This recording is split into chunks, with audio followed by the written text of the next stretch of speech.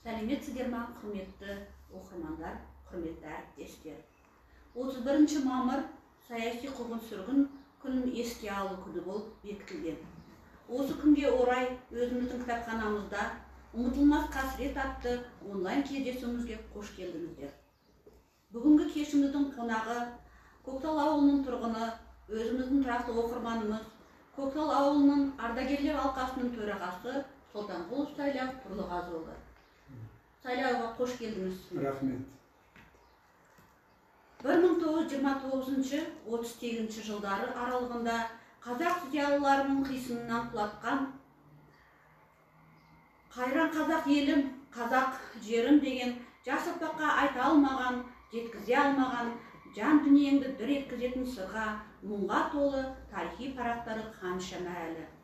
Оған куә мына жатқан кең сары дала, заңғар таулар, өзен көлдер, құм шөлдер, тарихи ескерткіштер, мазарлар, қираған ежелгі қалалардың орны. Ғасырлар бойы ата-бабамыздың қаны тамған топырақ иісі мүңкіп тұр. Қазақ халқы бұл дүниеде не көрмеді? Сонау ақтабан шұбырынды Алқакөл сұлама заманынан бастап қойша қырылған репрессия жылдарына дейінгі аралықта халқымыздың осынау кең жаһандалада өмір сүруі, не жойылып кетуі қаупі тұрған еді.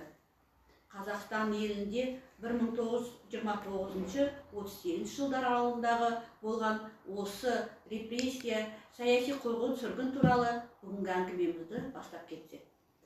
Бүгінгі өзіміздің қонағымыз Сайлауған осы тақырып жайлы айтар мол. Сайлауға өзіміздің әріптестер, мінекей кітапханашы қыздар, басшымыз Дария Бекжігітқызы эфирімізге кіріп отыр екен. Қош келдіңіздер, әріптестер. Сайлауға сөз өзіңізде. Не айтар едіңіз осы жылдар туралы? Ассалаумағалейкум, ағайын, армысыңдар, құрметті жерлестер. Қазақ халқы егемендік алып, етегін жауып, ел болып, еңсесін көтергелі, мінекей 29 жылға аяқ басып келе жатыр. Осы 29 жыл ішінде біздің қазақ елі өзінің өткеніне баға беріп, өткен жетістіктері, кеткен кемшіліктері, қазақ баласының басынан өткен зобалаңдар мен қиыншылықтар туралы тізіп теріп, барынша шамасы келгенше тарих қойнауына беріп жатыр. Енді мына осы 19 ғасырдың аяғы мен 20 ғасырдың басында қазақ халқының басына берген зобалаң, қолдан жасаған, қолдан ұйымдастырылған осы қатты қасірет біздің халқымызға өте көп нұсқан әкелді. 1911 жылы жалпы бүкіл одақтық орыстардың санағы кезінде қазақ халқы сол кезде 4.850.000 адам болса, 1938-39 жылы сол халықтан бар жоғы 2.300.000 ғана адам қалған екен. Сонда сол екі арада бір 30 жылдың ішінде қанша мыңдаған адамымыз осы саяси құрбандығы болып кетті. Мінекей, солардың әрқайсысына жеке тоқтауға мүмкін емес, өйткені себебі біздің қазақ елінде қайғы көрмеген отбасы, қайғы көрмеген жанұя жоқ. Барлығының басынан өткен тарих өмір. Сондықтан мен айтып өтейін, 1997 жылғы санақта өзбектер 725 мың болған екен, қырғыздар 201 мың болған екен, түркмендер 281 мың, тәжіктер 350 мың, қазақ 4.850.000 халықтан 1939 жылы өзбектер 3.900.000 өсіп кеткен. Жаңа қырғыздар 750 мыңға, түркмендер 700 мыңға, тәжіктер 900 мыңға өскенде, біз керісінше 2.300.000 адамға кеміп, 2 миллионнан астам адамымыздан айырылған. Сонда жалпы бұны қолдан жасап қалған зұбалаң демей қалай деп баға беруге болады? Бұл қасіретті қалай бағалауға болады? Сонда бұл істеген нәрсе қазақ халқына істеген геноцид, қазақ халқына істеген қасірет. Бұның бірден бір бағасы, бұл бір ғана заманда өткізбеген 3 кезеңнен тұрған қазақ халқын қыру. 1921 жылдан 28 жылға дейін бірінші кезең, 37-38 жылдардан бастап екінші кезең, үшінші кезеңде Ұлы Отан соғысында тағы қазақ халқы қырылған. Сонда жалпы 4 миллионнан астам қазақ қырылып, қаншама қазағымыз жер аударылып, басын сауғалап, мына жағы Қытай, мына жағы Ауған, Иран қашып сауғалап кеткен. Мінекей осы тағдыр қазақ халқының басына қаншама қиыншылық әкелді. Мен мына жерде бір қарапайым бір мәліметті айтайын. 1938 жылы Алматыдағы түрмеде бір күнде 39 адамнан атылып отырған 641 адам 12 күннің ішінде 641 адам атылып кеткен. Сонда соның 18-і үкімет мүшесі екен. 18 үкімет мүшесінің ішінде Сәкен Сейфуллин, Темірхан Жүргенов, Аспандияр Көбеев, Аспандияров, оның кейін тағы Бегімбет Малин, осы сияқты қазақ зиялылар атылып кеткен. Ал енді одан басқа ауылда жүрген ауыл адамдарына қаншама адам атылып кеткен. Мысалы, бір уыс бидай үшін 704 адам бір уыс бидай үшін атылып кеткен. Сондай құрбандардың ішінде алысқа бармай-ақ өзіміздің ауылда, мысалы, осы біздің Көктал ауылының өзінде, Ақжазғы ауылында сондай құрбандыққа кеткен қаншама адамдар бар. Соның барлығын айтсақ, оның өзі бір үлкен қайғы, оның өзі бір қасірет. Жалпы Ақжазғы ауылы туралы айтайын дегенде, менің ойыма келіп отыр. Бізден осы Көктал ауылынан қаншама адам сол тарихтың қиыншылығында, өмірдің қиыншылығында қиыншылыққа түсіп, сотталып, немесе итшеккенге айдалып кеткен. Соның ең бірі, мен міне осы туралы қысқаша мәлімет айтайын. Жайлабай Мұқа деген атамыз болған. 1929 жылы, 30 жылдарға дейін жаңағы колхоз ұйымдастырған. Кезінде осы Ақжазық ауылы, кезінде мына Қайшы деген жерде үлкен колхоз құрған, Қайшының белінде. Сол колхозды, сол ең бірінші өкіметке арыз жазып жүріп, сол колхозды мына өзіміздің Ақжазық ауылына көшіруге үлкен үлес қосқан адам екен. Сол ауыл көшіп келіп, Ақжазық ауылына. Сол көшіп келгеннен кейін сол жерде өзі колхозда есепші болған. Соның бастығы ол кезде жаңағы Кітапбек, Қожагелдин Кітапбек деген қария болған. Сол кісі сол Ақжазық ауылына төраға болған. Жайлабай Мұқа атамыз сол жерде есепші болып есеп істеген. Сол қиыншылық кезінде 1938-39 жылдары сол Мұқа атамызды халық жауы деп сол жерде ашпаған адамдарға азын-аулақ бидайдан көмектескен. Сол бидайды халықтың қазынасын елге тараттым деген мақсатпен сотталып кеткен. Мен осы жылда 31 мамырда осы саяси құрбанның жаңағы еске алу күніне Ақжазық ауылына барамын. Ылғи да сол жерде қасіретке толған, қайғыға толған көз жасты көресің, қасіретке толған, қайғыға толған тағдырды көресің. Сол жерде жүрегің жылайды. Сол кезде сол Жайлабай Мұқа атамыздың бүкіл өгін бұтағынан әзір бір ғана Жақан деген қызы қалды, көзі тірі. Қалғандарынан ешқандай тұқым да қалмаған, ұрпақ та қалмаған. Сол Жайлабай Мұқа атамыздың Жақан деген қызы әзір Қоңырлин ауылында Ахметжан Қаштай деген кісіге тұрмысқа шыққан. Сол кісі ғана бар, жылда келеді осы жерге, соны еске алып отырады. Сол кісінің тағдырына қарап отырсаң, бүкіл әулеттен тұқым қалмады дейді. Бәріміз сол саяси құрбанды әкемізді алып кеткеннен кейін, бәріміз сол құрбанның несінен ешқайсымыз жөнді оқи алмай қалдық. Шешелеріміз де қиыншылықты, азапты көрді. Өте қиыншылық басымыздан өтті. Бүкіл әулеттен әзір мен қалдым деп жылап отырады. Әрине сондай адамдар көп. Енді осының бәрін жеке-жеке талдап өтейін. Біздің Көктал ауылында қысқана қандай адамдар кетті, кім кетті. Мысалы, бізде Имадиев Нүсіпқожа деген ағамыз болған. Сол Нүсіпқожа әкеміз 10 жылға сотталған. 1947 жылы жаңағы түрмеде қайтыс болған екен. Негізі ол кісінің 1940 жылы сол колхоздың жаңағы малына, несіне жаңағы халықтарға көмектескен, сол сен талан-таражға салдың, өкіметтің жоспарын орындамадың деген мақсатта ол кісіні соттап, 1947 жылы сол бизнесте пропал дейді ғой, іздеушісі жоқтаусыз кеткен адам екен. Одан кейінгі Кегенбаев Нүктебай деген ағамыз 1940 жылы 10 жылға түрмеге сотталып, Сибирге жер аударылған екен. Сол Сибирде жер аударылып жүріп, сол жерден із-түзсіз жоғалып кеткен. Сол кісінің қазір балалары бар, Нүктебай Бескелді деген ағамыз Ақжазық ауылында тұрады. Сол кісінің қалған ұрпақ, тұқым, бірақ сол Нүктебай атамыз хабар ошарсыз кеткен. Одан кейін Шәкіров Қожақан деген, Шәкірұлы Қожақан деген ағамыз болған. 40 жылы ол кісі де жаңағы сотталған, ол кісі 15 жылға сотталған. Содан 40 жылдан 1955 жылға дейін жаңағы жазасын сол Сибирде, сол итжеккен дейді ғой, сол жерде өз жазасын өтеп, 1955 жылдары 53 жылы Сталин қайтыс болғаннан кейін 55 жылы ақталып, өзінің туған жеріне келіп, осы жерде еңбек етіп, балаларын өсіріп 1988 жылы дүниеден өтті. Сол кісілердің анда-мында сол басынан өткен зобалаң қиыншылықтары туралы тыңдасаң жаның күйзеледі. Халықтың, сол әрбір адамның тағдыры, сол кісілердің көрген қиыншылықтары өте қиын есте қалатын нәрсе. Одан кейін тағы бір атамыз болған Айтуұлы Жәнібек деген кісі. Ол кісі де сол Ақжазық ауылында есепші болып жұмыс істеген екен. 1940 жылы жаңағы сотталып, содан жаңағы бұл кісіні де сол 55 жылы ақтаған екен. 1955 жылы қайтып келіп, 1961 жылы осы ауылда өзі 61 жылы қайтыс болған екен. Одан кейін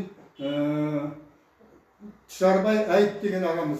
Ол кісі де 1940 жылы осы біздің Ақжазық ауылынан сотталған екен. Содан ол кісі сол кеткеннен із-түзсіз жоғалып кеткен. Бірақ оның артында Әбдірайым деген ұлдары бар, балалары бар. Жылда осы 31 мамырда кездесуде ылғи сол кісінің жанұясы да бірге келіп, бірге қайғырып әкесінің аттарына, бабаларына Құран оқытып отырады. Бұл деген үлкен бір тағдыр айналайын. Дұрыс айтасыз аға. Міне бұл осындай саяси қырғын тек қана бүкіл қазақ елін емес, өзіміздің міне осы Көктал округі болғанда, соның ішінде өзіміздің Ақжазық ауылында біраз осындай тарихымыз бар. Мінекей ағамыз айтып кетті, біраз осы адамдардың тізімін, біразы кетіп, қайтып келіп ақталғаны бар. Ақталмай сол белгісіз соғыс жылдарында жоқ болып кеткен адамдарымыз бар. Енді оның бәрі кейінгі жылдары ақталды. Бірақ енді сол бізге өзімізге тарих болып қалған мәліметтер. Сонымен қоймай аға, ол қуғын-сүргінмен бірге сол жылдары репрессия болды. Репрессия дейміз, ана басқа ел, басқа нелердің бәрін осы Қазақстан еліне көшіріп, біраз қазір не полягі бар, немісі бар, шешені бар, жер аударылды. Сол туралы не дейсіз? Жалпы осы қасірет жалғыз ғана қазақ халқының басына келді десек, бұл тарих алдында біз тарих кешілмейді.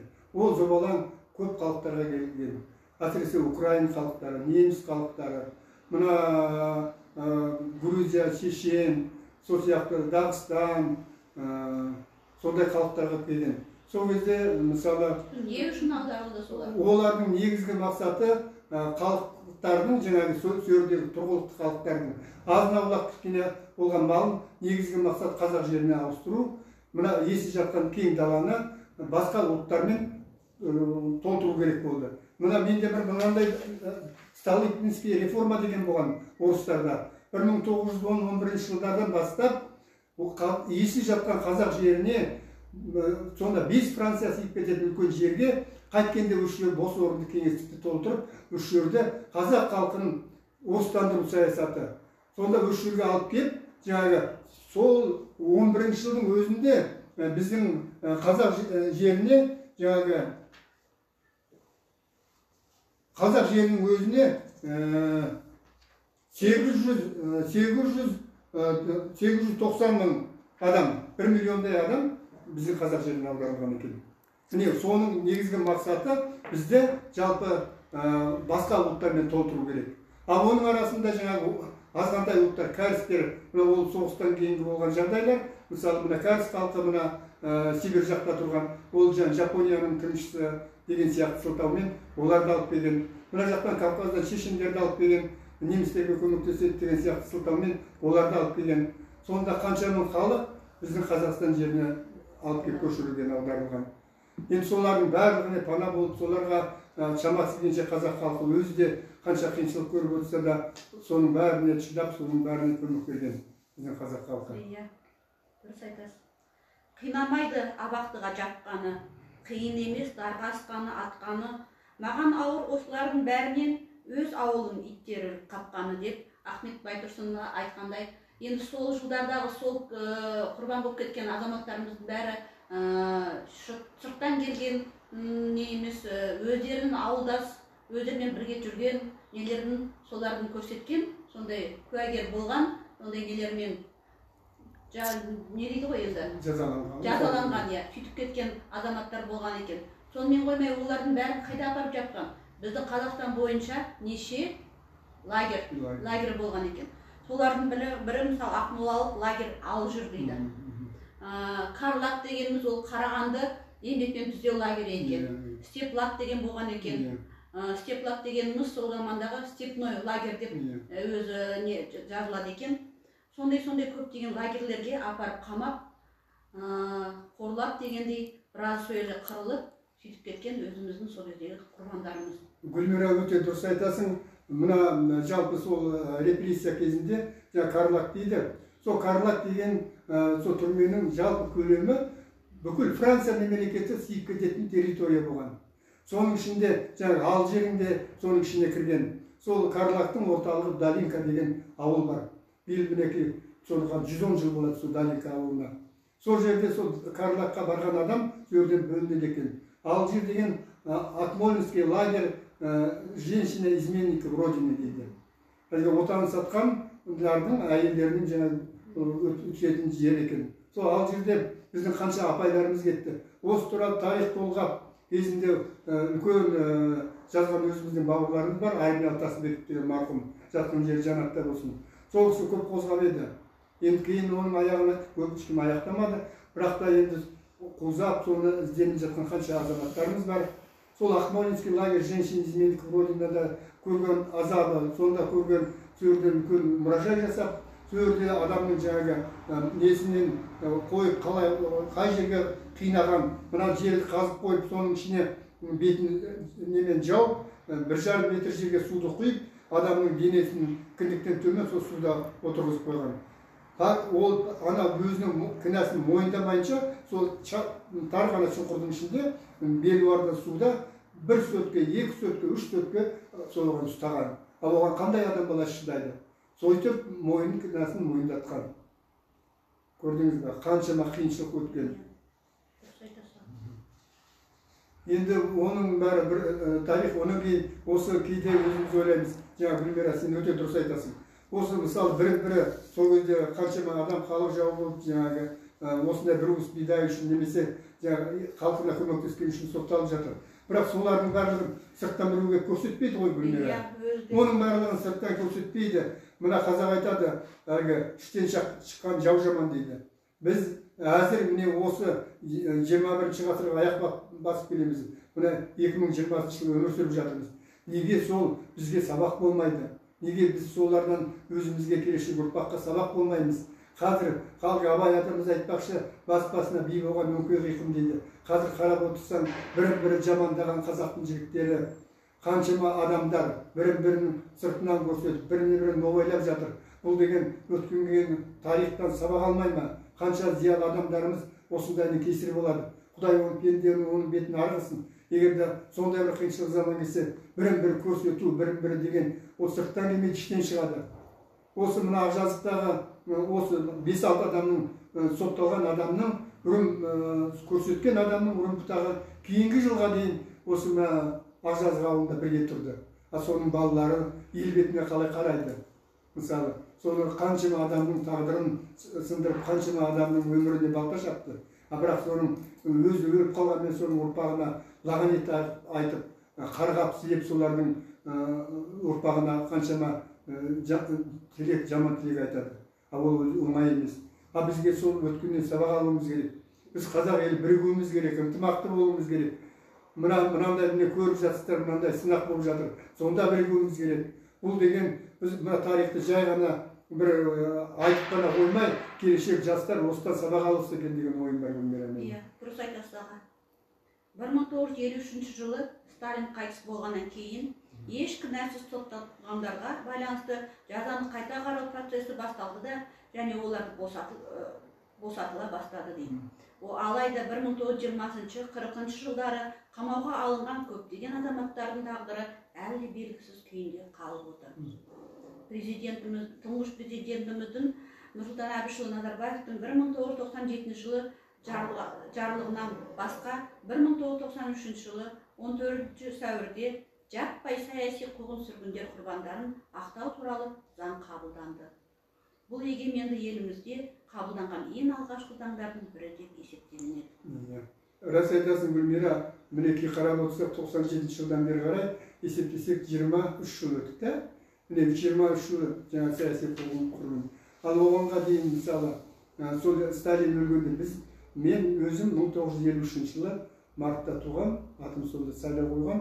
Сол кезде Сталин өлген жыл екен. Сол жылы халыққа бір жылылық келіп, халықтардың өзінің еңсесін көтеретін жыл болған екен.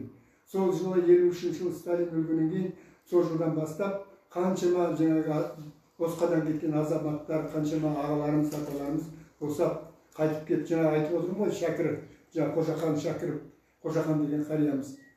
Кейінгі жылы қайтыс болды, өте білімді, сауатты, қандай жақсы кісі. Сонда есіл боздақтарымыздан қаншама тәлім-тәрбие алатын едік, қаншама арманда кеттік, қаншамасы концлагерьде немесе анау ит жеккенде айдалып кетті. Міне осы тағдыр бізге сабақ болу керек деп ойлаймын мен. Сол жылдар туралы, сол жылдар құрбан болған азаматтар туралы міне өзіміздің осындай Адал кітап деген кітабымыз шыққан. Бұл жерде енді көбінесе түгел сол қандай статьямен, қандай жазамен атылып кеткен еткендерін түгел осындай алфавит бойынша тізімдеп, осындай деректер туралы берілген кітабымыз бар. Мінекей сол жылдардың құрбандары туралы. Содан кейін сол жылдарын жаңа ағамыз айтып кеткен сияқты, жаңа жерлестерімізден қалған мынандай кішкене ескерткіштеріміз бар. Бұның бәрі Ақжазық ауылындағы, Жамбыл атындағы мектептің мұражайында жинақталған. Біраз осы нелердің, құжаттардың бәрі. Біз енді осы мәліметтердің бәрін көбінесе сол мұражайдан алып отырмыз. Білеміз, үмітеміз деген адамдар болса, сол мұражайға барып, тағы да осындай мәліметтерді қосып жинақтауға болады. Қазақ айтады ғой, тарихқа топырақ шашсаң, келешек саған тас атады дейді. Өткенді ұмытпауымыз керек, құрметті жерлестер. Міне санаулы күнде 31 мамырда жақын қалды. Жыл сайын жаңағы сол Ақжазық ауылына барып, сол саяси қуғын-сүргін құрбандарын еске аламыз. Осындай жерде тағы бір еске аламыз. Жалпы осы саяси қуғыннан басқа кезінде мысалы осы қай жеңген жетіскеніне қазақ үдірі мысалы сонау Қытай асып көрсі дейсіз. Сол баяғы бірін-бірі қуздау, ашаршылық, малын, аша тұяқ балғамасын, асыра сілтеу болмасын деген сияқты асыра сілтемейміз. Бірақ аша тұяқ балына дейін тартып алған қазақ қайда барады? Қытай аспай қайда кетеді? Соның бір куәсі Түлкілі деген тау бар мына Басшиде. Соның басында 500-дей адамның сүйегі 90 жылға дейін шашырап жатқан. Сонда жаңағы жанын сауғалап кетіп баратқан қаншама халықты пулеметпен қырған. Ал оның бер жағында мына Саты жолдың басында біздің өзіміздің ауылымыз Саты жол деген. Соның басында Бүгіл деген сай бар. Сол Бүгіл сайының басында да мен кейінгі жылдар сөйде мамандығым негізі зоотехник, мал шаруашылығында. Сол тауарлап жүргенде сөйердің үлкен көнекөз қариялар айтып отыратын. Үш жерде де қынаша қырып жаңа көшіп баратқан қалың халықты. Сөйерде сүйегіне дейін жатқан бесік, небір жаңағы балалардың кішкентай өкірет заттары сол тастың бетінде, күннің бетінде жатқан мен өз көзіммен көрдім. Сол көнекөз, соның қасына барғанда адамның бір ерекше, бір сөйерде адамның тәні кетсе де жаны кетпей ма, бір керемет рух тұрады сөйерде. Соны кейінгі жылдар ешкім басын бастап, соңында тексермеді, сол ой қалды. Шама келгенше үлкендер сүйегін жинап қоюға тырысты, бірақ ақырында ұят қарасаң, сөйерде шашылып жатқан сүйектерді көресің. Міне тарих деген осы. Соны да ұмытпау керек деп ойлаймын. Ұлты мен діні, тілі мен діліне қарамастан, мыңдаған адамдар тоталитарлық жүйенің диірменіне түсіп, өзгеше ойлағаны үшін күнәсіз сотталып, туған жерлеріне аяусыз айдалып, туған жерінен түрмелерде жазықсыз көз жұмды. Бүгінгі жас ұрпақ үшін азат тәуелсіз Қазақстан әрбір азаматы үшін оларды еске алу және есте сақтау қасиетті парызымыз деп ойлаймын. Бүгінгі қонағымыз Сұлтанғол Сайлау Тұрлығұлұлына өте қанымды әңгіме үшін көптен көп рахмет айтамыз. Аға, денсаулығыңыз мықты болсын, осындай әңгімелеріңіз көп болсын. Мына келе жатқан, өсіп жатқан жас ұрпаққа деген осындай үлгі, осындай тарих, бұл әңгімеңіз көп мәлімет алдық деп ойлаймын. Бүгін келіп эфирімізге қатысып отырғаныңызға көптен көп рахмет айтамыз. Мен де осыған қосыла Гүлмира сенің сөзіне қосыламын. Оның кейін 31 мамыр күнінде жақындап келе жатыр. Жалпы біздің үлкен осы ауылда үлкен қариялар бар. Біз енді 60-тан асып 70-ке келіп қалдық. Ел ағасы болып қалдық. Сондайда кейде көңілім бір нәрсеге тоймайтыны, сол саяси қуғын-сүргін құрбандарын еске алуға жылда мен барам, қалмаймын. Соның басында боламын. Сол жердегі тағдырларды көресің, жылаған үлкен қариялар, апалар көзіне жасап отырып, жылап отырып. Сонда небір осы ауылдың үлкен ақсақалдары бар, үлкен азаматтар бар, кезінде қызмет істеген, үкімет тізгін ұстаған адамдар бар ауылдың, әкімшілік. Біреуі бармайды. Неге бармайсыңдар? Ел деген, тарих деген бізге ғана қарияға керек емес, ертең сенің де балаң бар, сенің де ұрпағың бар. Егер содан барып, сол балаға бір зат айтсаң, ертең сол бала өскенде соны ұмытпайтын болады. Сондықтан көнекөз қариялар, үлкендер, сол күні еске алуға барыңыздар. Сөрге барып, сол аза тұтып, сол кісілердің аруағына бір құран бағыштап, сөрді болуға шақырамын сіздерді. Аман болыңыздар. Рахмет.